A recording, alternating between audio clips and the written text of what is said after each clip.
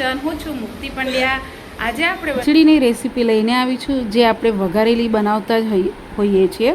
હર એક ઘરમાં ખીચડી તો બનતી જ હોય છે વઘારેલી, પણ અહીંયા જે ખીચડી છે ને એ ગિરનારની ખીચડી છે, જે એટલી ટેસ્ટી અને સ્વાદિષ્ટ લાગે છે. તો અહીંયા આ ખીચડી કેવી રીતે બનાવાય એ હું બતાવવાની છું. તો સૌથી પહેલાં આપણે ખીચડી બનાવવા માટે કુકર લઈ લઈશું.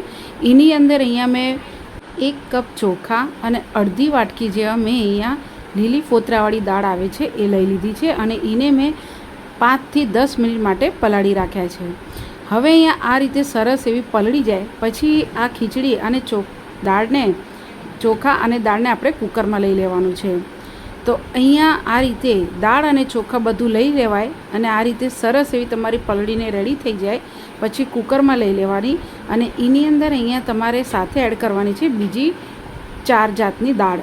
તો અહીંયા જે બીજી 4 જાતની દાળ છે એમાં મસૂરની દાળ લીધેલી છે, મગની પીળી દાળ લીધેલી છે, થોડી અડદની દાળ લીધેલી છે, થોડી તુવેરની દાળ લીધેલી છે. અહીંયા આપણે મગની લીલી ફોતરાવાળી દાળ પહેલાંથી લઈ લીધેલી છે, એટલે અહીંયા મેં બીજી 4 જાતની દાળ લીધી છે. તો અહીંયા જે આ દાળોનું માપ છે એ બધું તમારે અડધી વાટકી અને પાવ વાટકીના ભાગમાં લેવાનું રહેશે. તો અહીંયા બી દાળને મેં આ બધી દાળને 5 થી 10 મિનિટ પલાળી રાખી હતી, અને એને બી આની સાથે તમારે એડ કરી દેવાની છે. પછી અહીંયા તમારે જરૂર પ્રમાણે પાણી એડ કરવાનું છે. એટલે અહીંયા હું 1.5 કપથી 2 કપ જેટલું પાણી એડ કરું છું, અને એ પણ તમારે અહીંયા ગરમ પાણી ઉપયોગમાં લેવાનું છે. આ રીતે દાળ અને ચોખા સરસ રીતે મિક્સ કરી દેવાના, અને પછી આને થોડી વાર માટે આપણે બોઇલ થવા દઈશું. બોઇલ થાય છે ત્યાં સુધી એની અંદર આપણે અડધીથી ઓછી હળદર પાવડર એડ કરીશું, અને સ્વાદ પ્રમાણે આપણે આમાં મીઠું એડ કરીશું. અહીંયા હળદર તમારે ઓછી જ એડ કરવાની, કારણ કે પાછળથી થોડી એડ કરવી પડશે. અને અહીંયા જે મીઠું એડ કરીએ છીએ એ આપણે ફક્ત ખીચડી પૂરતું જ અહીંયા મીઠું એડ કરવાનું છે. તો આ રીતે હળદર અને મીઠું એડ થઈ જાય પછી એક વખત તમારે હલાવી દેવાનું, અને છૂટી તમારે 5 થી 7 મિનિટ માટે આને ઉકળવા દઈશું. પછી જ તમારે અહીંયા કુકરનું ઢાંકણું બંધ કરવાનું રહેશે. હવે આની અંદર આપણે 1 ચમચી જેવું ઘી નાખીશું, જેથી ખીચડીની અંદર સુગંધ બહુ જ સરસ આવી જાય. તો આ રીતે થોડી વારમાં તમે જોશો તો એ સરસ એવી ઉકળવા લાગશે, અને થોડી તમને પાણી ઓછું થયેલું લાગશે, અને આ રીતે ચોખા અને દાળો તમને થોડાક ચડેલા લાગશે. આ રીતે થઈ જાય પછી કુકરનું ઢાંકણું તમારે બંધ કરી દેવાનું, અને 2 થી 3 સીટી વગાડીને તમારે રેડી કરી લેવાનું છે. તો અહીંયા સીટી વાગે છે ત્યાં સુધી આપણે બીજી આગળની પ્રોસેસ કરી લઈએ. તો અહીંયા એક કઢાઈમાં મેં તેલ ગરમ કરવા મૂક્યું છે. તેલ ગરમ થાય એટલે એની અંદર તમારે એડ કરવાનું છે 10 થી 12 આપણે આખા લસણની કળી એડ કરી દઈશું. તો અહીંયા આપણે આ રીતે આખા લસણની કળીઓ એડ કરીને થોડી બ્રાઉન રંગની થાય એટલું તમારે તેલમાં સાતળી લેવાનું છે. તો આ રીતે લસણ સરસ એવું ગોલ્ડન બ્રાઉન રંગના થઈ જાય પછી તમારે બધા લસણને આપણે એક વાસણમાં કાઢી દેવાનું છે. તો અહીંયા આપણે લસણ બધું બહાર કાઢી લીધું છે, અને સેમ કઢાઈ અને સેમ તેલમાં તમારે અડધી ચમચી જેવું તમારે રાઈ એડ કરવાની. રાઈ ફૂટે એટલે અડધી ચમચી જેવું જીરું એડ કરવાનું.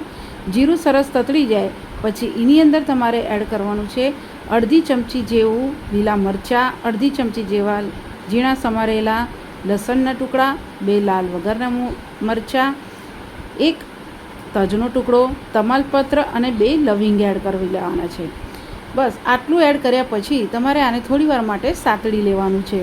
અહીંયા મરચાં અને લસણમાંથી કાચો સ્વાદ નીકળી જાય એટલું તમારે સાતળવાનું છે. વધારે એકદમ ઓવરકુક અહીંયા તમારે નથી કરવાનું. તો થોડી વારમાં તમે જોશો તો લસણ અને મરચાં સરસ રીતે સતળાઈ ગયા હશે. પછી તમારે આની અંદર એડ કરવાનું છે વેજીટેબલ. તો અહીંયા મેં ઝીણા સમારેલા કાંદા લીધા છે, ઝીણા સમારેલા બટેટા લીધેલા છે, ઝીણું સમારેલું કેપ્સિકમ લીધેલું છે, અને ઝીણું સમારેલું અહીંયા ટામેટાં એડ કર્યા છે. અહીંયા તમને જે બી વેજીટેબલ ભાવે એ તમે અહીંયા એડ કરી શકો છો, પણ અહીંયા બેઝિક વેજીટેબલ મેં લીધેલા છે જેથી બધાના ઘરે અવેલેબલ હોય, અને થોડાક અહીંયા 2 ચમચી જેવા મેં વટાણા એડ કર્યા છે. તો આ રીતે બધા જ વેજીટેબલ એડ થઈ જાય પછી આને તમારે મિક્સ કરવાનું છે અને ચડવા દેવાનું છે. અહીંયા બટેટા સરસ ચડી જાય એટલું તમારે અહીંયા કૂક કરવાનું છે. અહીંયા જે પણ વેજીટેબલ લો તમારે અહીંયા બહુ ઝીણા તમારે નથી કરવાના, પણ થોડા મોટા અને થોડાક નાના હોય એ રીતે તમારે કટ કરવાના રહેશે. બહુ ઝીણા કરશો તો તમે જ્યારે ખીચડી ખાશો તો તો વેજીટેબલ તમારા મોઢામાં નહીં આવે. એટલે આ રીતે નાના નાના બી નહીં અને મોટા બી નહીં, એ રીતે તમારે ટુકડા કરવાના રહેશે. હવે અહીંયા આ રીતે બધું મિક્સ થઈ જાય પછી એની અંદર તમારે વેજીટેબલ પૂરતું જ તમારે અહીંયા મીઠું એડ કરવાનું છે. ધ્યાન રહે કે આપણે અહીંયા ફક્ત વેજીટેબલ પૂરતું જ મીઠું એડ કરવાનું છે, કારણ કે આપણે ખીચડીમાં બી એડ કરેલું છે. અને 5 ચમચી જેટલું અહીંયા આપણે હિંગ એડ કરીશું. હવે મીઠું અને હિંગ એડ કર્યા પછી તમારે આને મિક્સ કરી દેવાનું બધું બરાબર. ગેસની ફ્લેમ સ્લો રાખવાની અને સ્લો ગેસની ફ્લેમ ઉપર તમારે આને ચડવા દેવાનું છે. તો આપણે ઢાંકીને 3-1 મિનિટ માટે ચડવા દઈશું. અહીંયા આ ચડે છે ત્યાં સુધીમાં આપણે ખીચડી થઈ ગઈ છે રેડી, એને ચેક કરી લઈએ. તો કુકર પૂરું ઠંડુ થાય પછી તમે આ રીતે ખોલીને જોશો તો ખીચડી સરસ એવી તમારી ચડી ગઈ હશે. દાળ અને ચોખા સરસ એવા તમારા ચડી જશે. આ રીતે દબાવશો તો એકદમ મેશ થવું જરૂરી છે. તો આ રીતે ખીચડી સરસ રીતે ચડી જાય પછી ચમચાની મદદથી તમારે આ રીતે ખીચડીને થોડીક તમારે હલાવી લેવાની છે, જેથી અંદરથી બી સરસ એવી થોડીક ઠંડી થઈ જાય. આ રીતે સરસ મિક્સ થઈ જાય પછી જે આપણે વેજીટેબલને ચડાવવા મૂક્યા છે તેને ચેક કરી લઈએ. તો અહીંયા વેજીટેબલમાં બટેટા સરસ એવા ચડી ગયા છે. કેપ્સિકમ અને ટમેટાને ચડતા વાર ન લાગે, પણ અહીંયા આપણે ફક્ત બટેટાને ચેક કરવું જરૂરી છે. તો અહીંયા બટેટા બી સરસ એવા ચડી ગયા છે, તમે જોઈ શકો છો. આ રીતે ચડી જાય પછી ગેસની ફ્લેમ તમને જો બંધ કરવી હોય તો બંધ કરી શકો છો, કાં તો સ્લો ગેસની ફ્લેમ એકદમ કરી દેવાની અને એની અંદર જે આપણે ખીચડી બનાવીને રાખી છે એ બધી તમારે એડ કરી દેવાની રહેશે.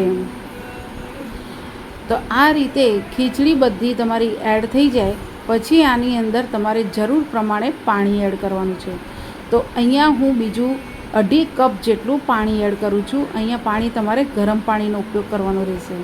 તો અહીંયા ખીચડી તમારે કેટલી ઢીલી અને કેટલી ઘટ રાખવી છે એ પ્રમાણે તમારે પાણી એડ કરવાનું રહેશે. તો અહીંયા મીડિયમ થિકનેસમાં હું બનાવી રહી છું, તો એટલા માટે મેં અહીંયા 2.5 કપ જેટલું પાણી એડ કર્યું છે.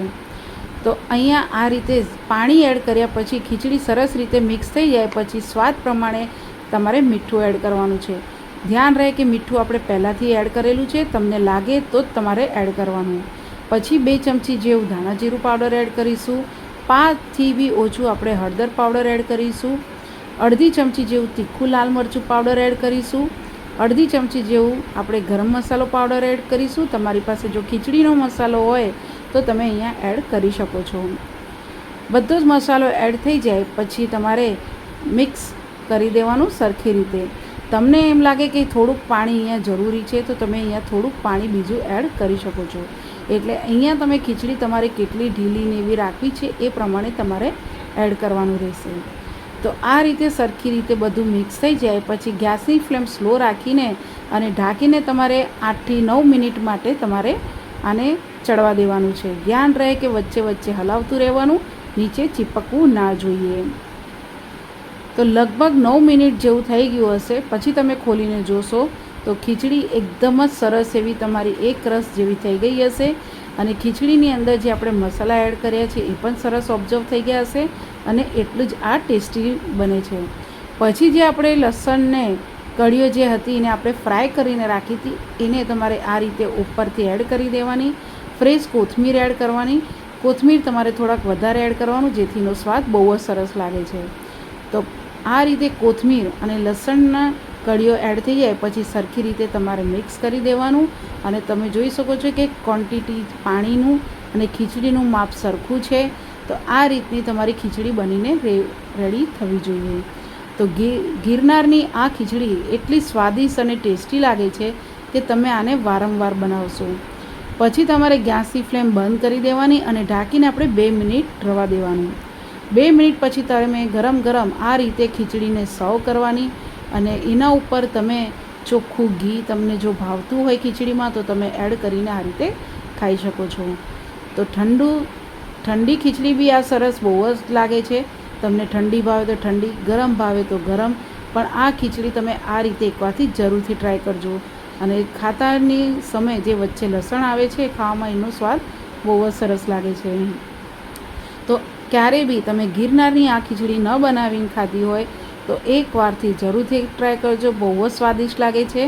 અને તમને કેવી લાગી મને કોમેન્ટ્સ બોક્સમાં જણાવજો. એક લાઇક જરૂરથી કરજો અને મારી ચેનલને સબસ્ક્રાઈબ કરજો. અને તમને જો રેસીપી ગમે તો મારી ચેનલને સબસ્ક્રાઈબ કરજો, બેલ આઇકન પર ક્લિક કરજો અને એક લાઇક જરૂરથી કરી લેજો. Thank you for watching.